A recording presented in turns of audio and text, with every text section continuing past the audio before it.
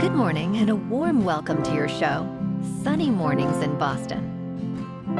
I'm your host, Melissa, and it's Monday, October 28th. You'll be interested to know 138 years ago, today, in 1886, President Grover Cleveland officially dedicated the Statue of Liberty, a remarkable gift from the people of France to the people of the United States, on Bedloe's Island, later known as Liberty Island, in Upper New York Bay.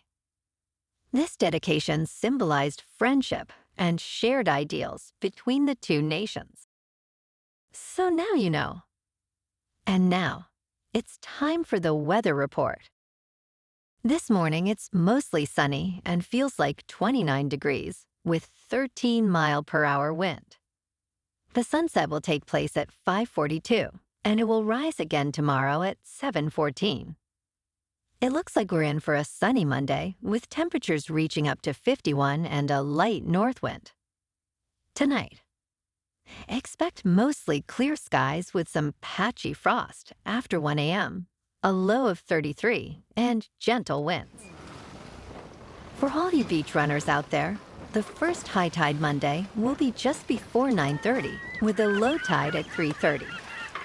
The nearshore buoy at Cape Cod Bay reads 58 degrees for the water temperature.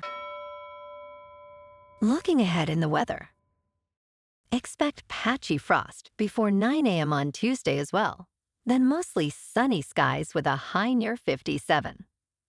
Wednesday brings partly sunny conditions, warming up to a high near 73.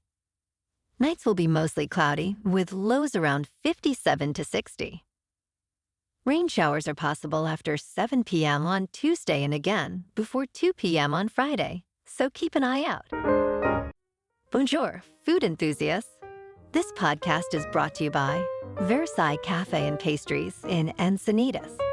Nestled on El Camino Real South, just north of Encinitas Boulevard, this cafe is a haven for culinary delights.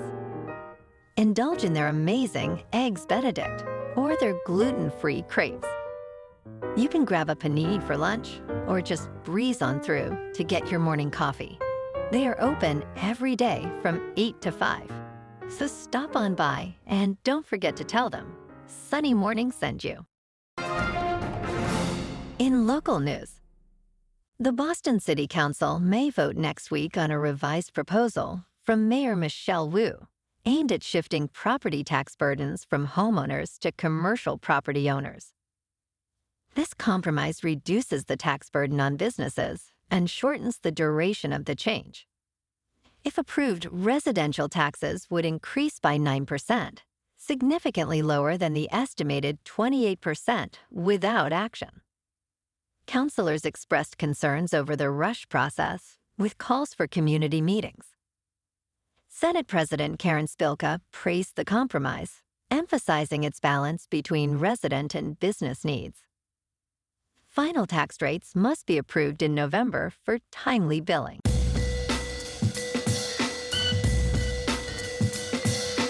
Now on to sports. On Sunday Night Football in Santa Clara, the 49ers, now 4-4, triumphed over the Dallas Cowboys, who dropped to 3-4 with a thrilling 30-24 victory. Brock Purdy shone, throwing for 260 yards and a touchdown, while also scoring on a sneak. Despite Dak Prescott's valiant effort with 2 TDs to CeeDee Lamb, the comeback could not be completed. On Monday Night Football, the Pittsburgh Steelers, at 5-2, host the New York Giants, who are 2-5. With Russell Wilson back in form, accounting for 3 touchdowns last week, Pittsburgh's offense looks promising. The Giants face a daunting task against a defense led by T.J. Watt, second in the NFL in takeaways. Tonight, the Dodgers face the Yankees in New York for Game 3 of the World Series, with Los Angeles leading 2-0. Walker Buehler squares off against Clark Schmidt. Expect 53 degrees at game time in the Bronx. The Dodgers are favored by 1.5 runs. Shohei Ohtani's status remains unknown. In local sports, last night in Detroit, the Celtics edged out the Pistons 124-118. Jayson Tatum lit up the court with 37 points, while Jalen Ivey led Detroit with 26. The C's maintained their unbeaten streak at 3-0. Tonight, the Celtics host the Milwaukee Bucks at the Garden. The Celtics are favored by 1.5. Key absences include Chris Middleton for the Bucks and Kristaps Porzingis for the Celts. Yesterday afternoon, the Pats snapped their 6-game losing streak, edging out the New York Jets 25-22 at Gillette Stadium. Ramondre Stevenson's late touchdown secured the win. Jacoby Brissett, stepping in for injured Drake May, led 2 fourth-quarter scoring drives.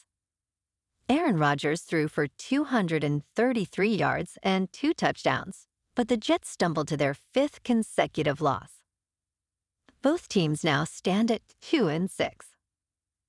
Friday night, Louisville staged a comeback to beat Boston College 31-27 after trailing by 20 points. Tyler Show threw for 333 yards and 2 touchdowns, despite 2 interceptions. Boston College, now 4-4, saw Thomas Castellanos' final Hail Mary fall incomplete, sealing their fate. Tomorrow, the unbeaten Bruins, at 4-0-1, face off against the Philadelphia Flyers, who stand at 2-5-1 at TD Garden. In top news, the non-alcoholic beer market is experiencing a remarkable surge, attracting various companies, including those owned by celebrities. Bump Williams, the chief executive officer of Bump Williams Consulting, predicts double-digit growth for at least the next 5 years. He noted drinking a non-alcoholic beer today is not like it was 25 years ago, emphasizing a shift towards health-conscious choices. The recent launch of Bero, a premium non-alcoholic beer by actor Tom Holland and Chief Executive Officer John Herman, highlights this trend. Sales in this category have soared from $135 million in 2018 to over $541 million in 2023. In business news, big technology companies are losing some shine ahead of a major earnings week. This week, Alphabet, Microsoft, Meta Platforms, Apple, and Amazon will report their quarterly results. Over the summer, some of these Magnificent Seven stocks became less remarkable as the Federal Reserve cut interest rates. Despite this, analysts predict solid growth for these companies.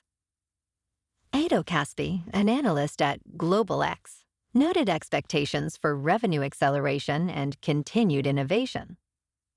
However, there are signs that retail investors are shifting towards other sectors, indicating a potential decline in enthusiasm for artificial intelligence. Earnings from other companies, including McDonald's and Starbucks, will also be closely watched this week. In crypto movement, Bitcoin is just over $67,700. Ethereum is just under $2,500. And Goatsius Maximus, moving on to a more local vibe.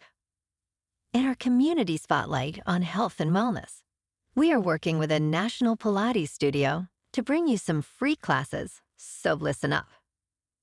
Check out Club Pilates, with several locations in the Boston area. Pilates presents a comprehensive wellness approach, cultivating strength, reducing tension, and elevating mental well-being. Scientific research affirms its benefits. So now you can check out Club Pilates for a free class. With locations in Canton, Wellesley, Hingham, Brookline, and Framingham, just be sure to tell them Sunny Morning sent you by. And now, back to the show. Let's talk tech. Microsoft is facing a significant challenge with the release of a new installment in the popular Call of Duty franchise, which will be available on its Game Pass subscription service. This launch is part of Microsoft's ambitious $75 billion acquisition of Activision Blizzard, aiming to transform how gamers access and pay for video games. The latest installment, Call of Duty: Black Ops 6, will be offered for a monthly fee of around $20, or for a one-time purchase starting at $70. As the gaming industry evolves, Microsoft hopes to mimic the success of streaming platforms like Netflix, although some analysts remain skeptical about the viability of this model for video games.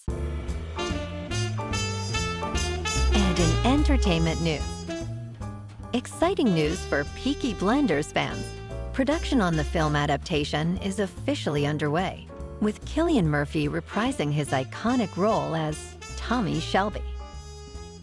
Creator Stephen Knight confirmed Murphy's return at the premiere of his new BBC series, This Town, stating, "We are shooting it in September just down the road in Daybeth." Alongside Murphy, the cast includes A-list talents like Rebecca Ferguson, Tim Roth, and Barry Keoghan. While a release date remains unconfirmed, we could see the film by the end of 2025. The storyline will delve into untold events surrounding the Second World War. Well, alrighty folks, it's time for the quote of the day. And today, our quote comes from the Scottish politician and writer, Walter Elliot. And he said, "Perseverance is not a long race. It is many short races, one after the other." And that's a wrap for this morning. You can check out our Instagram, YouTube, and TikTok for some captivating aerial videos with local news and the weather reports. Have an amazing day, my good friends. We'll see you tomorrow with another episode of Sunny Mornings in Boston.